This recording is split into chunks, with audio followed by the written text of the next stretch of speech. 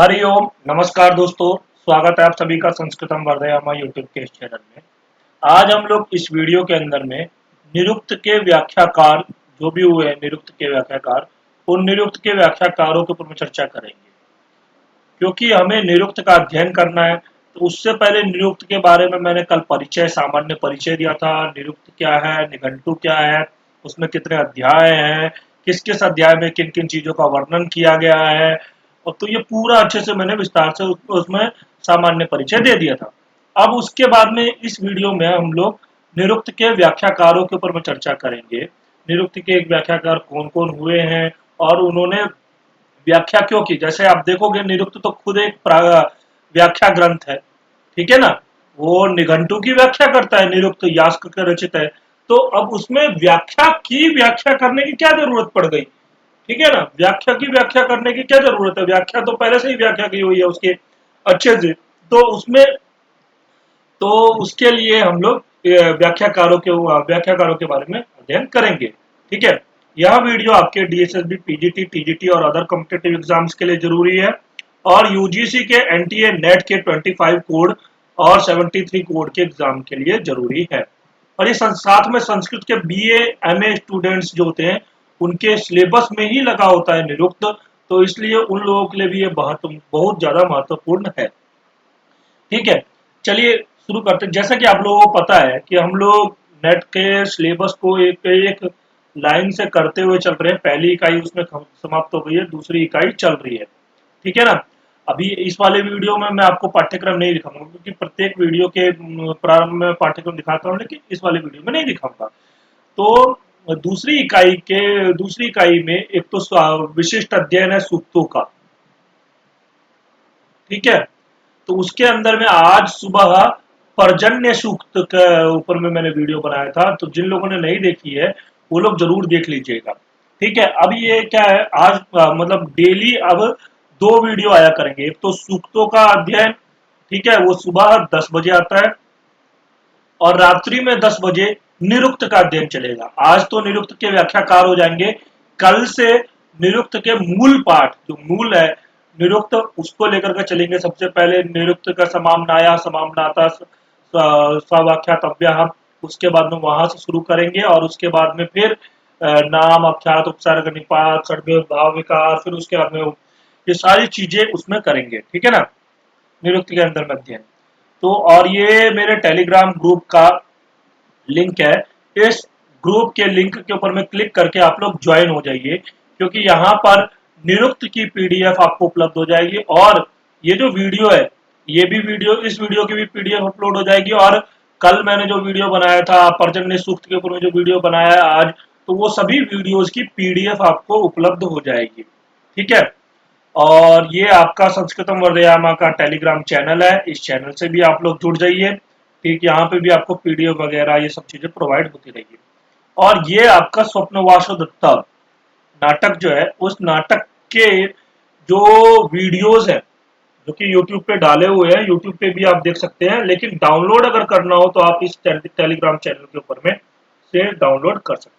चलिए अब शुरू करते हैं। देखिए, सबसे पहले हम स्कंद स्वामी जो है निरुक्त के भाष्यकार हैं, निरुक्त के भाष्यकार हैं, व्याख्याकार भाष्यकार हैं। तो उनके बारे में देखेंगे।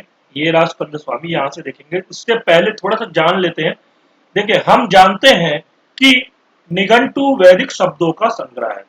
निघंटु जो है वो वैदिक शब्दों का संग्रह है।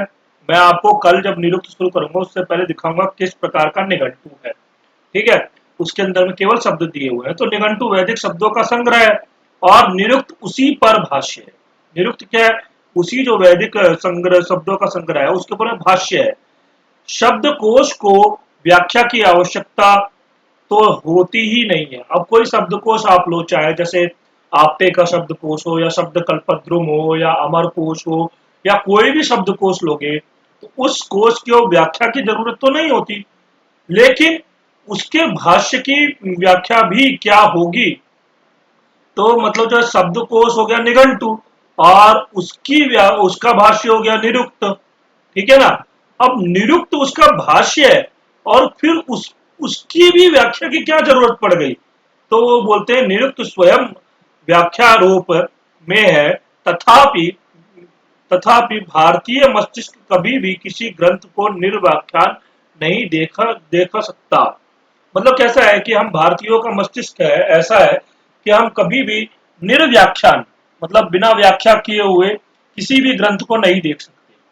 क्योंकि आप देखोगे कोई भी ग्रंथ ले लो उसकी व्याख्या जरूर आपको उपलब्ध होगी। जैसे आप योग सूत्र ले लो या कोई भी ले लो उसका अपना भाष्य मिलेगा। कोई भी ग्रंथ लो, योग सूत्र ले लो, वेदांत सूत्र ले लो, जितने भी सूत्र ग्रंथ है उन सबके ऊपर में व्याख्या मिलेंगे। उसके बाद व्याकरण के देखो महाभाष्य लिखा हुआ है। हाँ, और भी जो कोई भी ग्रंथ होगा उसके अंदर में व्याख्या तो होगी ही होगी।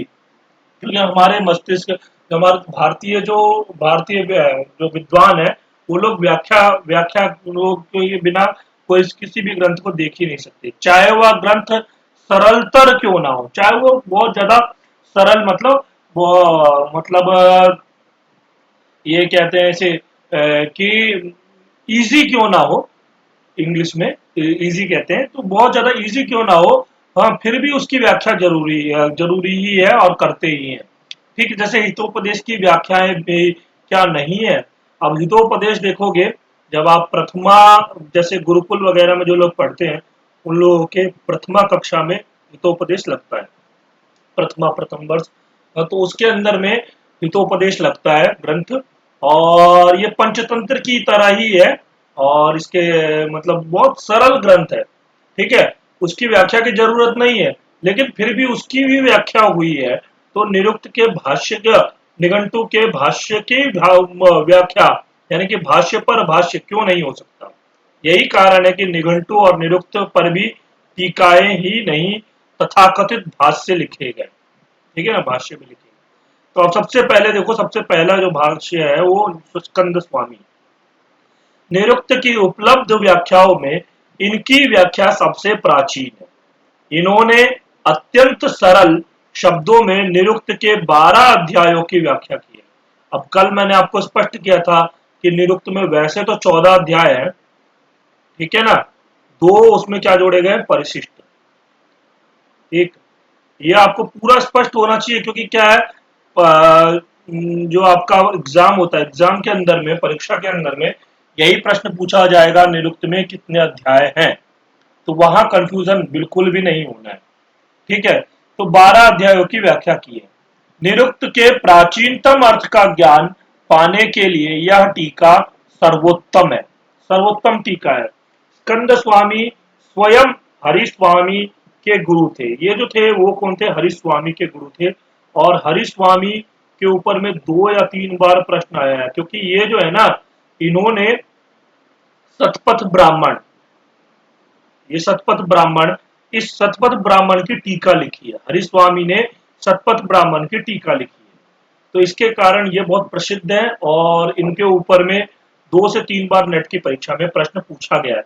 मैं जब पूरा होगा तो फिर मैं आपको सारे प्रश्न जितने भी अभी तक एग्जाम हुए हैं सभी एग्जाम्स के प्रश्न लेकर के आऊंगा और उन सब के ऊपर मैं डिस्कशन करूंगा। टेलीग्राम ग्रुप में आप लोग इसीलिए कह रहा हूँ टेलीग्राम ग्रुप में ज्वाइन हो जाइए, क्योंकि पढ़ाने के बाद अगर ये टेस्ट लिया जाए, जो अपने क्वेश्चंस किए जाए, तो आप लोग को एक कॉन्फिडेंस आएगा कि हाँ हम इतने क्वेश्चन कर सकते हैं।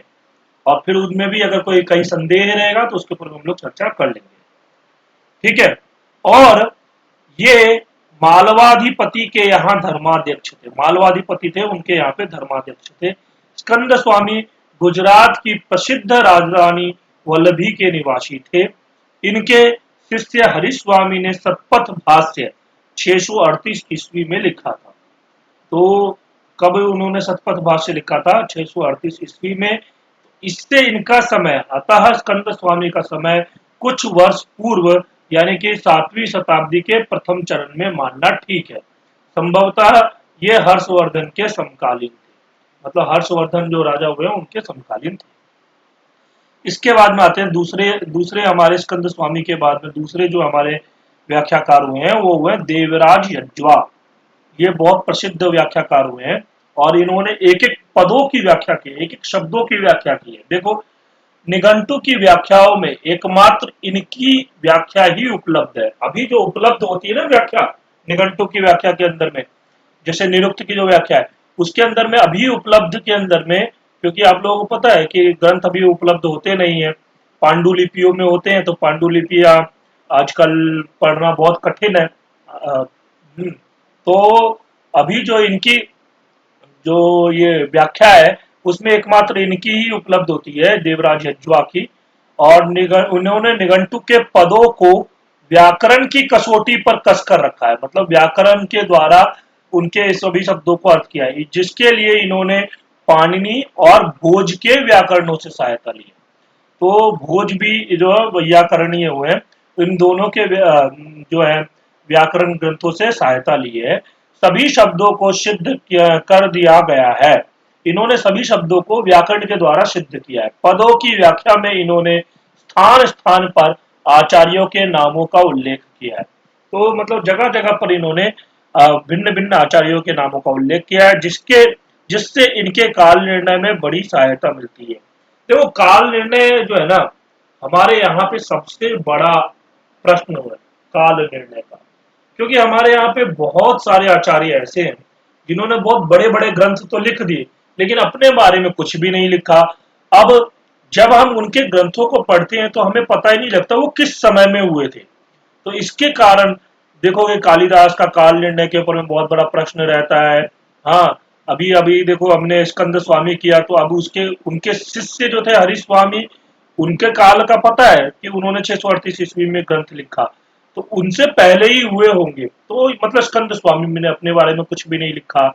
तो ऐसे ही वो जो हमारे यहाँ पे जो भी कवि हुए हैं या जो भी व्याख्याकार हुए हैं या जो भी ग्रंथकार हुए हैं, उन्होंने अपने बारे में बहुत कम लिखा है, जिसके कारण उनके समय का निर्धारण करना बहुत कठिन हो जाता है और ग्रंथ भी पता नहीं लगता है कि यह ग्रंथ किस समय का था।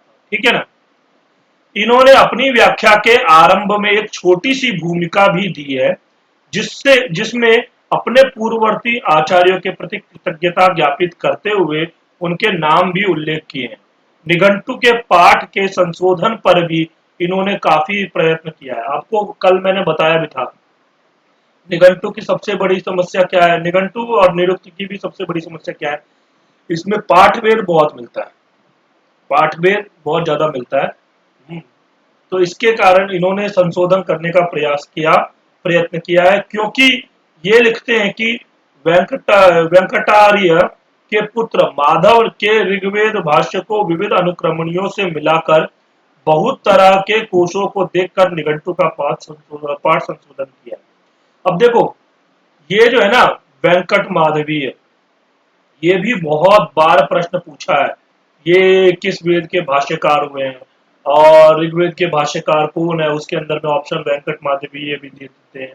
तो इस प्रकार से जो ये माधव जो है ना वो ऋग्वेद के भाष्यकार हुए हैं और ये वेंकटार्य के पुत्र थे, वेंकट के पुत्र थे, तो इसलिए इनको वेंकट माधव कहते हैं। हाँ, तो अब ये क्या है कि इनके भाष्य की अनुक्रमणियों से मिला करके और निघंटु के पाठ का संशोधन किया, कि निघंटु के अंदर जो भी पाठ है उन पाठों का संशोधन किया। इसके कारण जो यह इनकी व्याख्या है वो वैज्ञानिकता का सूचन है, यानी कि वैज्ञानिक व्याख्या इन्होंने की है। इसके बाद में आते हैं जो प्रसिद्ध व्याख्याकार हुए वो दुर्गाचार्य हुए, इनका नाम भी आपने सुना ही होगा। निरुक्त का तात्पर्य समझने में ये सबसे अधिक सहायक है। उसकी विस्तृत व्याख्या में इन्होंने अपने पांडित्य पूर्ण प्रकर्ष दिखलाया है, मतलब इन्होंने पांडित्य पूर्ण प्रकर्ष दिखलाया है। स्थान स्थान पर दार्शनिक विवेचना में भी इनकी अद्भुत गति देखने में आती है। ठीक है ना। इस टीका की सबसे बड़ी विशेषता यह है कि निरुक्त के प्राय सभी शब्दों को अपनी व्याख्या में उद्धृत किया, मतलब निरुक्त में जितने भी शब्द है ना उन सभी शब्दों को इन्होंने अपने उसमें व्याख्या के अंदर में उद्धृत किया। इससे निरुक्त का पाठ ठीक करने में इनसे बहुत बड़ी सहायता मिलती है। इनकी भाषा यद्यपि सामान्यतया बहुत सरल है, मतलब ये बहुत सरल भाषा में लिखते हैं, किंतु दार्शनिक विवेचना के स्थान पर आदर्श दार्शनिक भाषा का प्रयोग करना भी ये जानते हैं, मतलब वहां पर भी ये आदर्श दार्शनिक भाषा का प्रयोग करते हैं, मतलब सरल भी है और जहां कठिन करना है वहां कठिन भी है। इनकी वृत्ति अपने क्षेत्र में अद्वितीय है। उन वैदिक मंत्रों को जिन्हें निरुक्त में अंशतः उद्धृत किया गया है, ये अपनी टीका में पूर्णतः उद्धृत करके समूचे की व्याख्या करते हैं। मतलब देखो, निरुक्त में जैसा कि आप लोगों ने कल के वीडियो में पता होगा कि वहां निरुक्त के अंदर में क्या किया है इन्होंने, जो यास्क है उन्होंने कहीं कहीं पर छोड़ छोड़ करके भी आगे बढ़ गए, जैसे केवल निर्वचन दे करके और आगे बढ़ गए, उसकी व्याख्या नहीं की।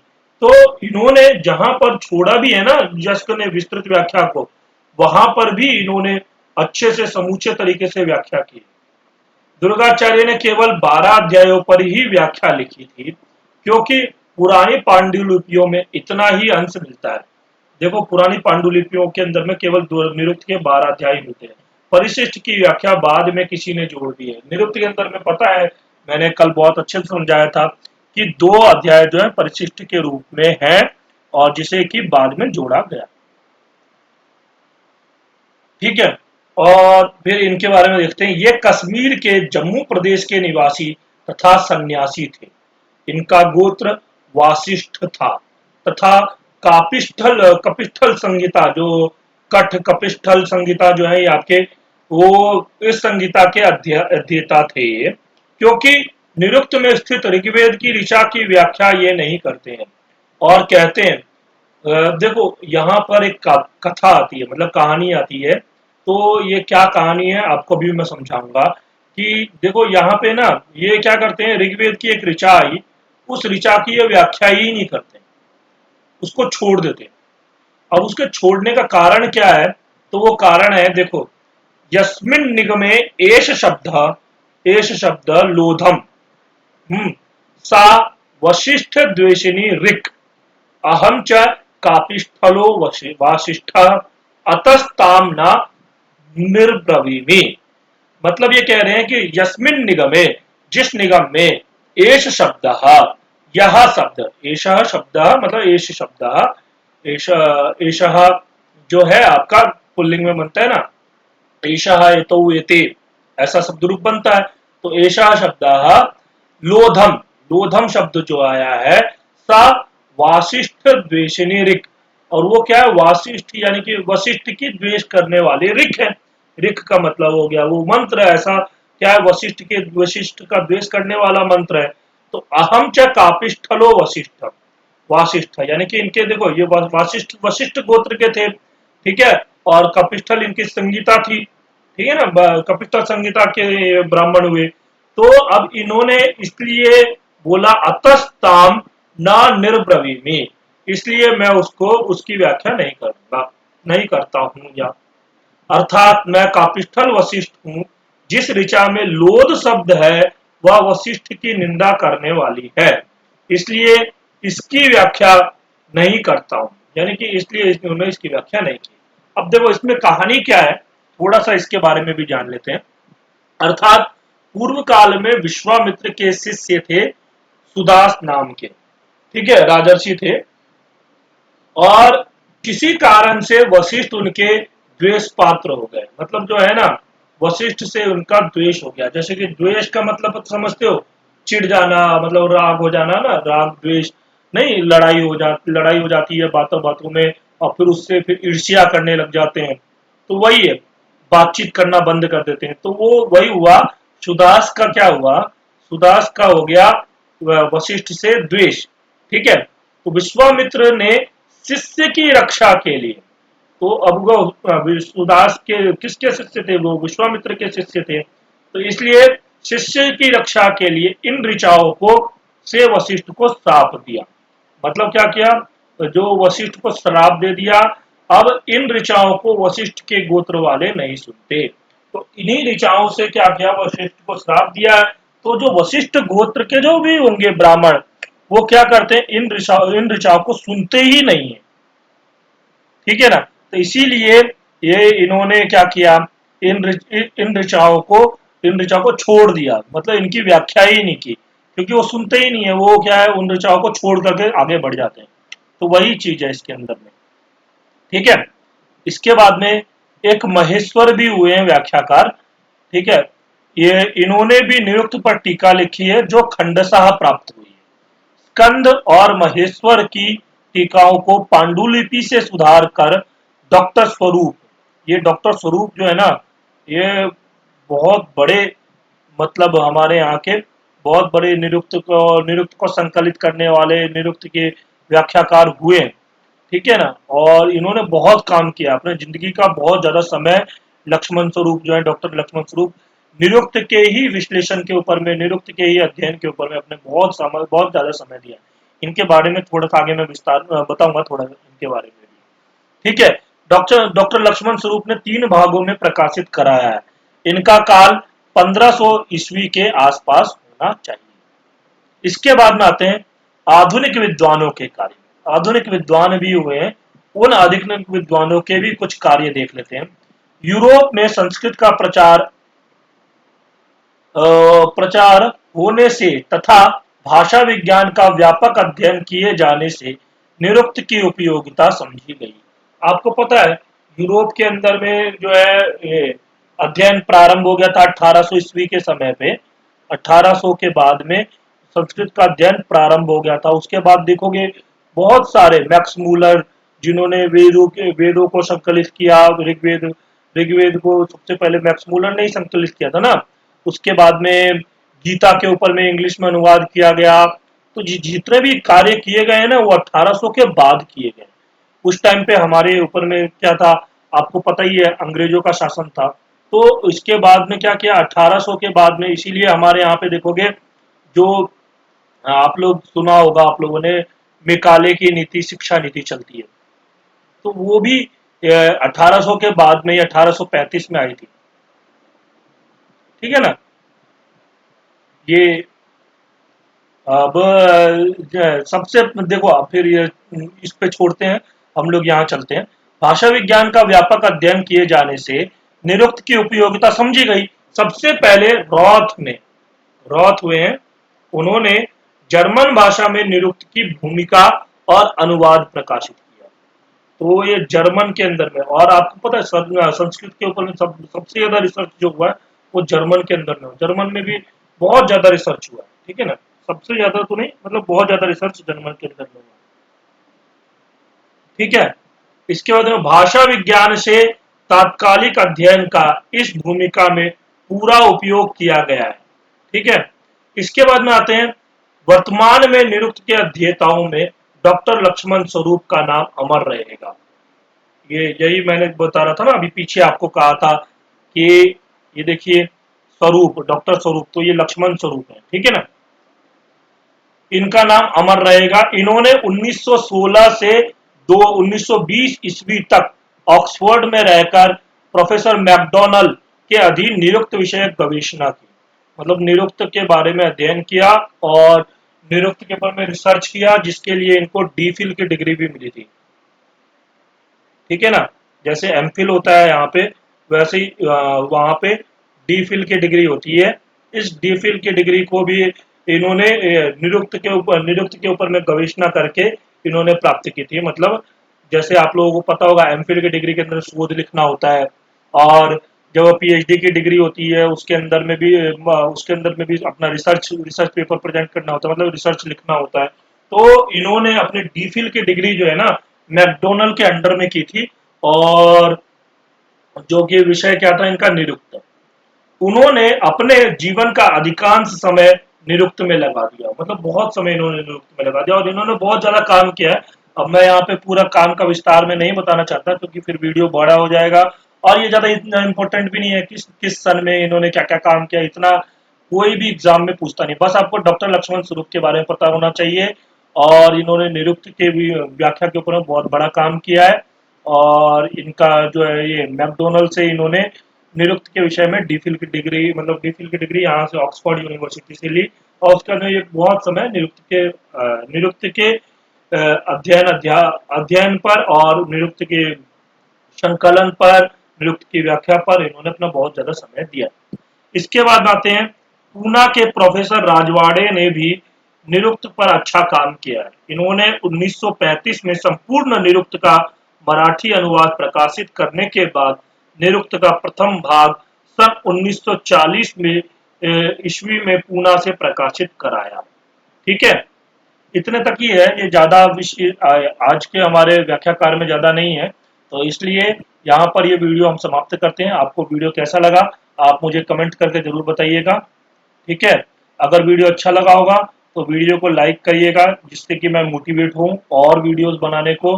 ठीक है, और अपने दोस्तों को भी शेयर कीजिए, ताकि वो लोग इस वीडियो को देख करके इससे लाभ उठा सके। ठीक है, धन्यवाद। अगले वीडियो से हम लोग निरुक्त का अध्ययन प्रारंभ करेंगे। जो लोग टेलीग्राम ग्रुप में नहीं जुड़े हैं वो लोग टेलीग्राम ग्रुप में जुड़ जाइएगा, वहां पर निरुक्त की पीडीएफ आपको उपलब्ध हो जाएगी। ठीक है, चलिए धन्यवाद, मिलते हैं अगली वीडियो में।